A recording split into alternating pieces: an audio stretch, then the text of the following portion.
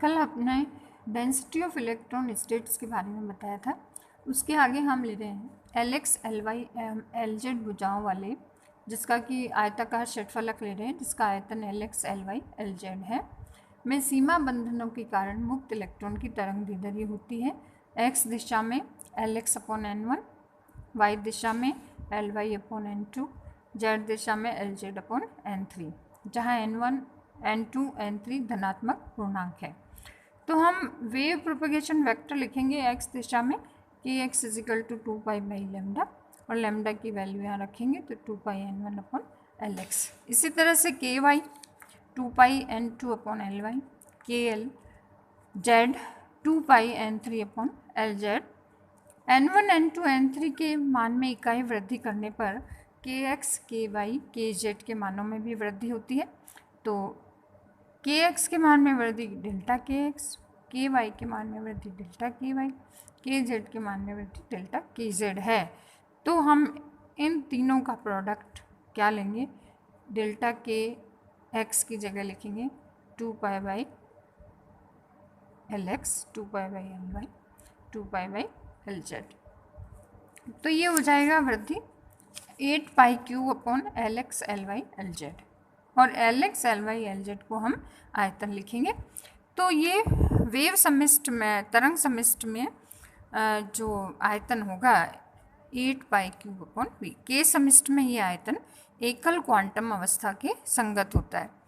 हमने कल त्रिज्या निकाली थी, तो त्रिज्या है 8π² me अपॉन h²/½ इस त्रिज्या के गोले के आयतन में एकल क्वांटम अवस्था के संगत आयतन 8π³ अपॉन V का भाग देने पर E ऊर्जा तक के मुक्त इलेक्ट्रॉन के लिए क्वांटम अवस्थाओं की संख्या प्राप्त होगी। तो V आयतन में E ऊर्जा तक क्वांटम अवस्थाओं की कुल संख्या n = 4π/3 8π² me। E ये इलेक्ट्रॉन का प्रभावी मास है, h²/3/2 और V/8π³। अब हम n जो निकाल रहे हैं डेंसिटी ऑफ स्टेट्स, वो क्या हो गई 8π/3, इसको रीअरेंजमेंट कर दिया, V/8π³ के साथ इसको अरेंजमेंट करके हमने लिखा, तो ये एक्सप्रेशन आया।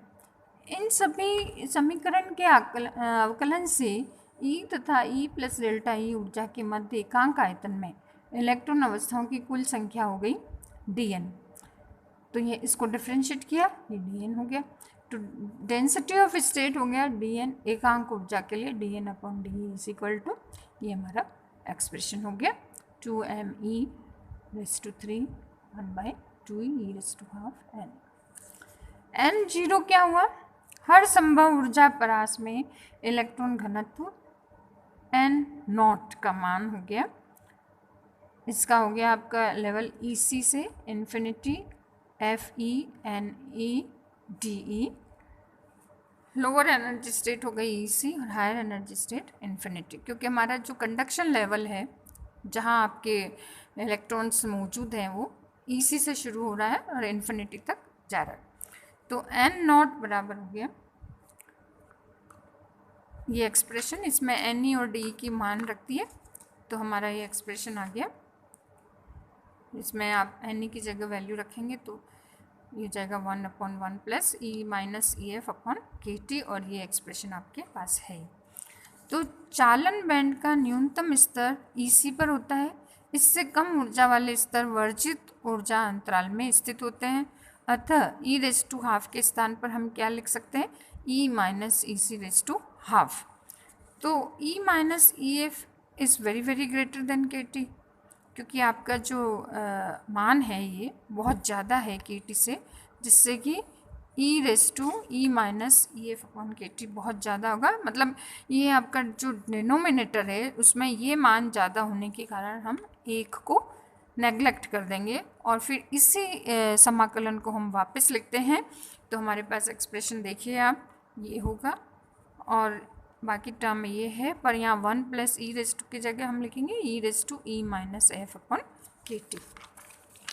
तो सिंप्लीफाई करेंगे इसको, n0 = ये एक्सप्रेशन आ गया हमारा, ये बाहर निकाल लेंगे इसको, अब e raise to e minus f को हम ई सी की टर्म्स में लिखेंगे तो हम प्लस ई सी और माइनस ई सी करेंगे ई रेस टू, और ई की जगह हम ई एफ कांस्टेंट है तो इसको हम ई सी के साथ लेके बाहर निकाल लेंगे, क्योंकि यहाँ पे हमारे ई के ऊपर पावर ई सी नहीं है तो हमने ई की पावर एक प्लस ई सी कर दिया, ई की पावर एक माइनस ई सी कर दिया, और इसको टुकड़ों में लेके ई एफ को ई सी से कंबाइन करके बाहर निकाल लिया, क्योंकि ये ई के इंडिपेंडेंट है। तो e raise to minus E C minus E F upon k T, और ब्रैकेट में आ गया e minus E C e raise to ये term e minus E C हो गई अपॉन के टी डी। अब इसको सॉल्व करेंगे तो हम इसको x लिखेंगे ई माइनस ई सी अपॉन के टी को। तो सॉल्व करने पे हमारे पास एक्सप्रेशन आएगा, सब्स्टिट्यूट करेंगे वैल्यू, लिमिट हो जाएगी 0 टू इन्फिनिटी, और ये आपका एक्सप्रेशन x की टर्म में हो जाएगा। आप उसको अरेंजमेंट को करिए, बाहर निकाल लीजिए, इसको इसके साथ ले लीजिए तो ये टर्म आ जाएगी। अब ये आपका डेफिनेट इंटीग्रल हो गया 0 टू इन्फिनिटी, इसको लिखेंगे स्टैंडर्ड मान √π/2 n not is equal to 8π, simplify करेंगे तो ये टर्म आ गई। तो यहाँ पे n0 डेंसिटी ऑफ स्टेट्स हो गई इलेक्ट्रॉन की, यहाँ पे इस टर्म को आपने n से लिख दिया।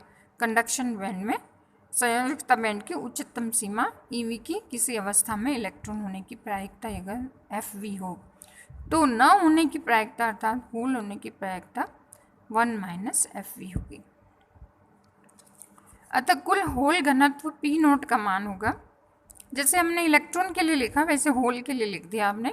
यहाँ NC की जगह NV आ गया, और ये टर्म आपका हो गया 1 माइनस, ये एक्सप्रेशन हमारे पास है ऑलरेडी, और FEV जो है आपका expression 1/1 plus E raise to, उसमें आपका EC था, यहाँ पे EV है होल्स के लिए, EV minus EF upon KT। तो यहाँ पे ये टर्म लिख दिया तो हमारे पास ये आ गई density of states of whole.